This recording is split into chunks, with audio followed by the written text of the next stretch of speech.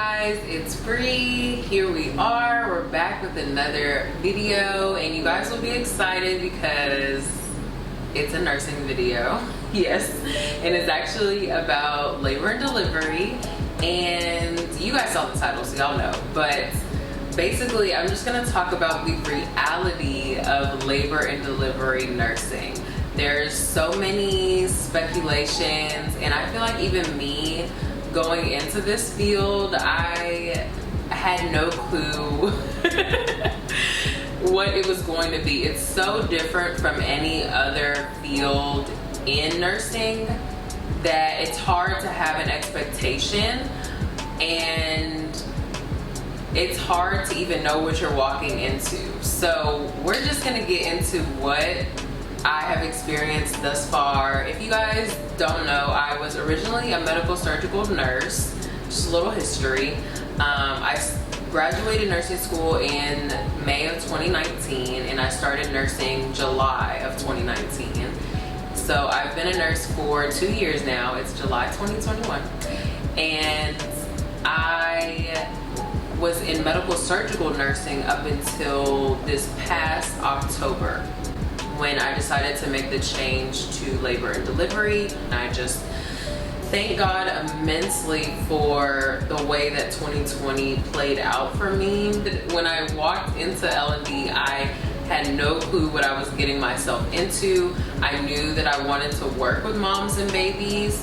I did an L&D clinical and nursing school, which gave me some type of exposure to it, but I literally only had 1 day in labor and delivery. I did get to see a couple deliveries, but I had never seen a C-section before I was a nurse and stepped into L&D. So I saw a vaginal delivery, and I was interested in working with moms and babies and, you know, really advocating for Black maternal health in this field. And those were the three things that really led me to this field. So once I stepped into L&D, I realized, number one, that there are so many parts to the labor and delivery floor. Now, I'm gonna name them out, and it's gonna shock you guys how many different areas of nursing you have to be able to perform at on a labor and delivery floor. Number one, you have to be a emergency room nurse, in the sense that there is a triage area in labor and delivery, and if the ER gets a patient downstairs that is greater than 20 weeks pregnant, then they automatically send them up to us. And we have to triage them, and we have to be the ER nurse, in a sense, to figure out whether they need to be admitted, figure out whether we can, you know, get them stabilized and send them home, or whether we need to do something emergency like and take them back to surgery, or get them like induced right away. So that was a part of nursing L&D that I did not know about. So I learned quickly about that. And the other areas are, like I talked about before, OR nursing, or like circulating the OR for C-sections and other procedures like DNCs, hysterectomies, all that stuff.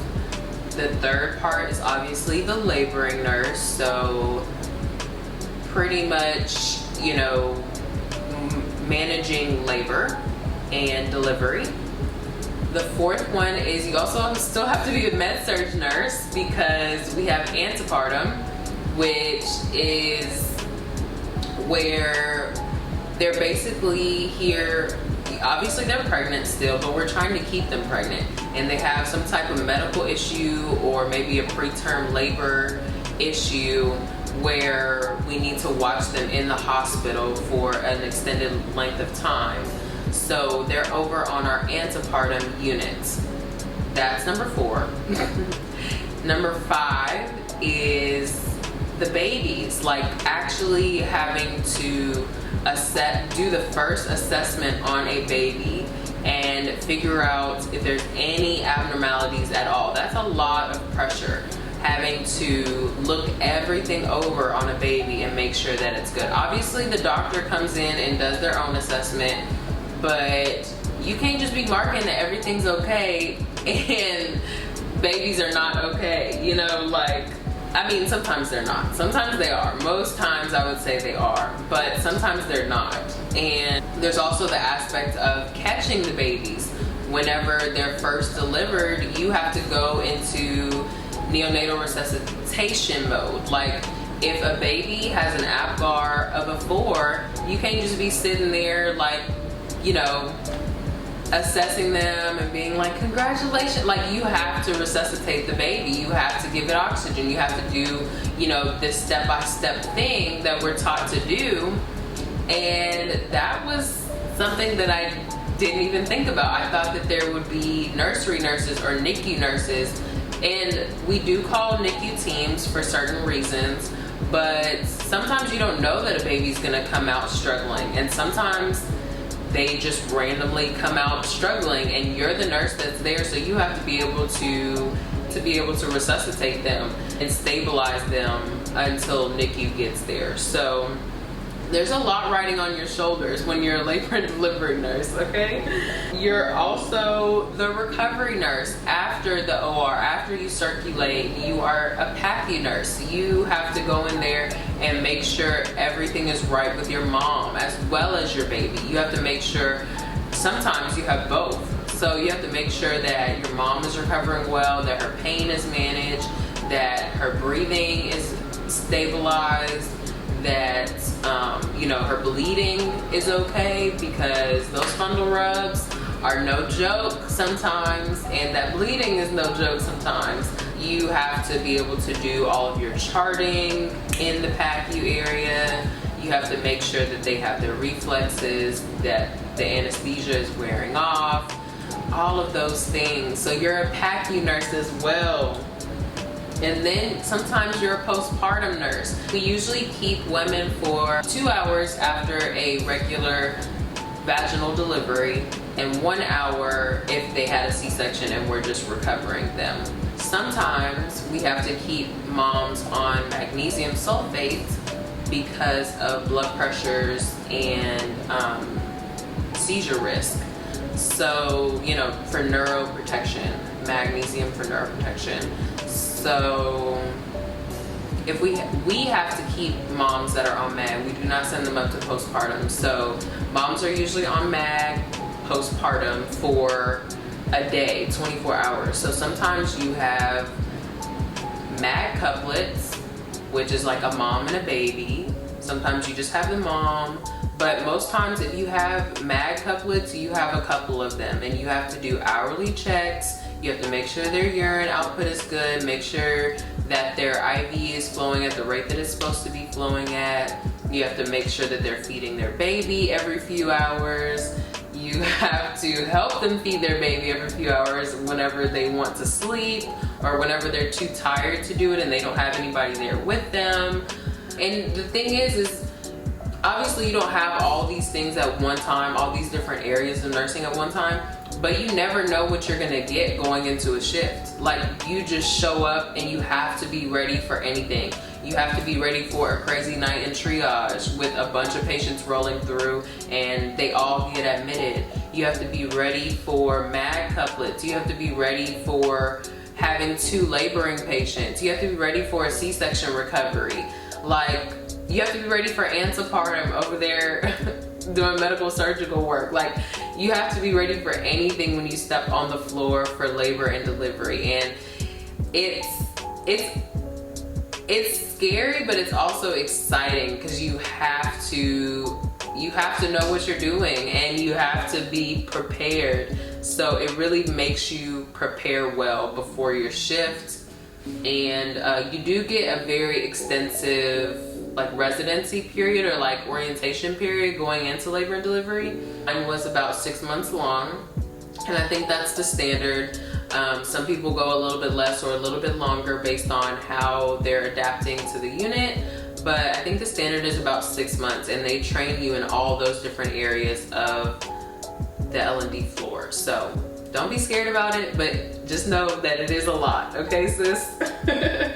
So number 3, we'll just call this, It's not as physically taxing as med-surg, but it's way more specialized. Like, there's way more critical thinking. Like, you have to be able to look at just a baby's heart rate, basically, and just a mom's contraction and know what is going on. Like, you have to read your strip and know what is going on and know the interventions to be able to do. Like, it's not just passing meds and, you know, planning for procedures, and not downplaying med-surg, because med-surg is hard physically, and like being able to manage all those patients is a skill. Like, it just is.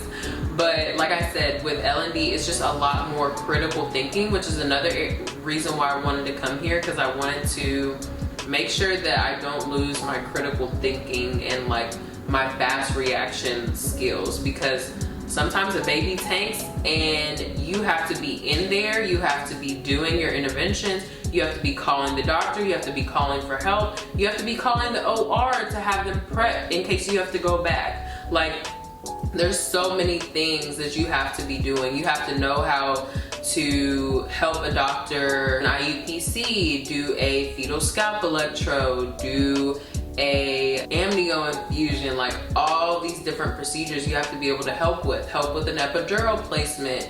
You have to be able to do a cervical check. Like, you're gonna do all these things, and your reaction skills have to be fast. Like, your skills are just broadened in labor and delivery, and I love it. Number 4 that they don't tell you about, and that is the reality, is charting your every single move. Like, charting in med-surg is one thing. You chart your assessments, you chart your care plans, you chart your IV and like your lines, and then you may chart a couple other like provider notifications and stuff throughout the shift. But that's pretty much it. Like, once you do your assessment, your meds, your care plan, your lines, that's pretty much it. L&D, sometimes you are charting every like 10 minutes. If you have a patient that's on Pitocin, you have to chart on that patient, their strip, every 15 minutes.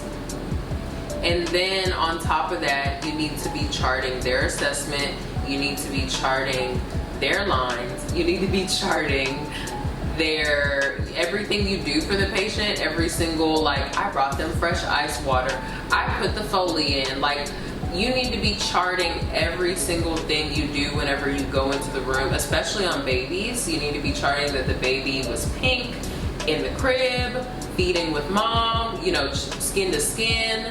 Like, you have to chart everything in L&D, and the reason why is because we are the #1 most sued specialty in nursing.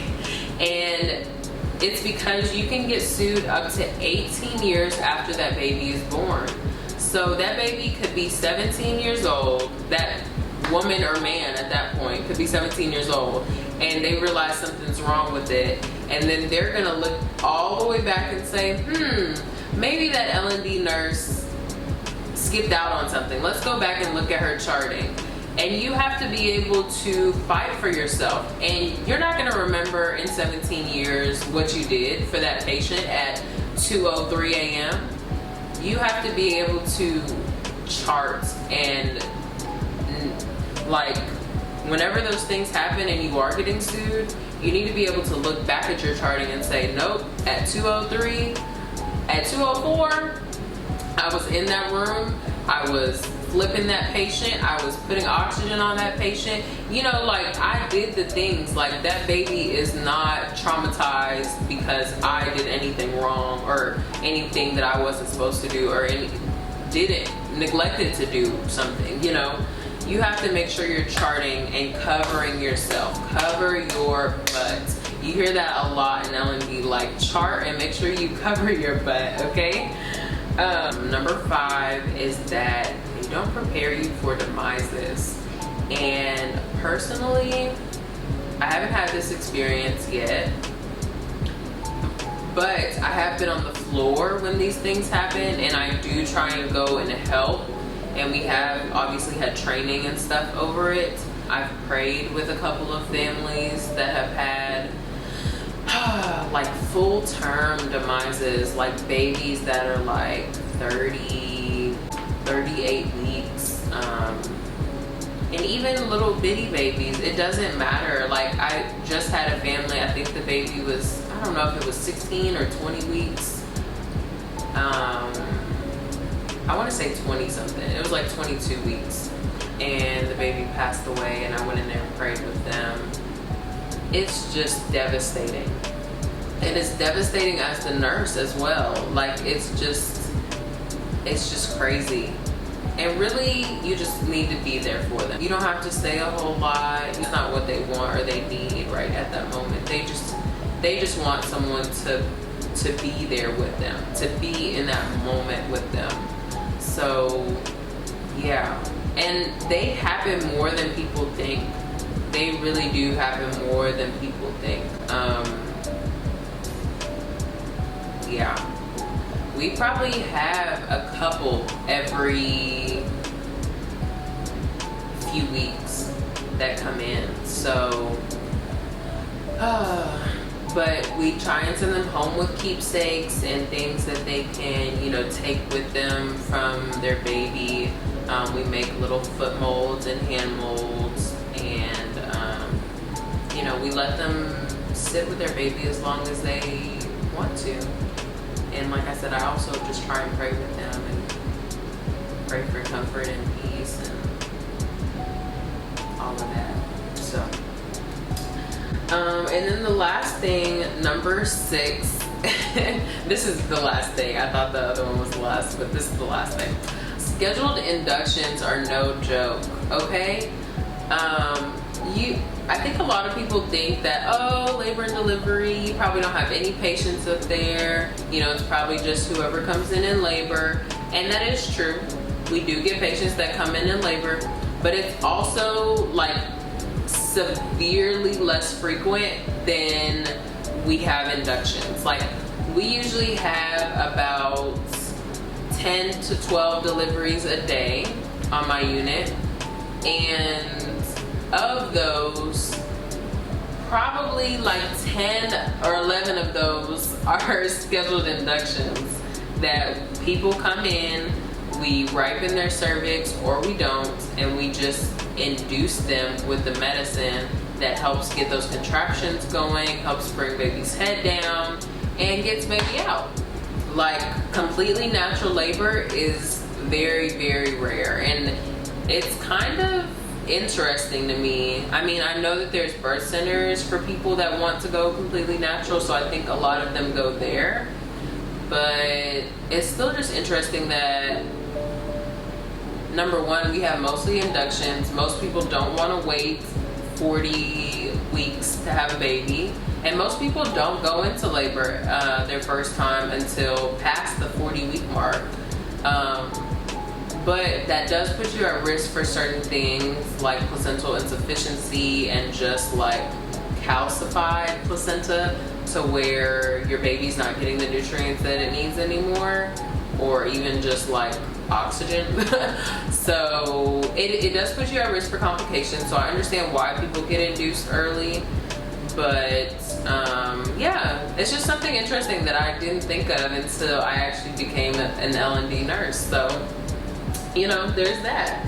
So those were just a few things that I thought about that I was like, I should share this with my people, because if they want to go into L&D, they need to know what the real deal is and what they're stepping into, because L&D is really no joke. Like, people try and make it like a light, fluffy, smiles, rainbows unit, and I mean, it is happy. It is a happy unit. It's the happiest probably unit in the hospital, but it can also be the saddest unit in the hospital at times, and it can also be just a very chaotic, emergency, critical place. And people don't like to think of labor as being a critical unit, but it can turn downhill fast, like at the blink of an eye. Like, things can just go downhill. So It's very important to be vigilant, to have critical thinking skills, to be caring and compassionate, of course. I love how much diversity there is. I love how much it challenges you. I love a good challenge. Like I said, everyone's hospital is different. Go ahead and comment down below if you are an L&D nurse, and tell me, like, is your antepartum a part of your L&D? Do your L&D nurses float over there? Do you have a newborn nursery at your hospital? Go ahead and comment down below. And also, if you're not an L&D nurse yet, tell me why you're most excited to be an L&D nurse, if that's what you want to go into. Go ahead and comment that down below. And I'm so excited to see them. I'm going to reply to every single one. Thank you guys for sticking with me, rolling with me through this long break.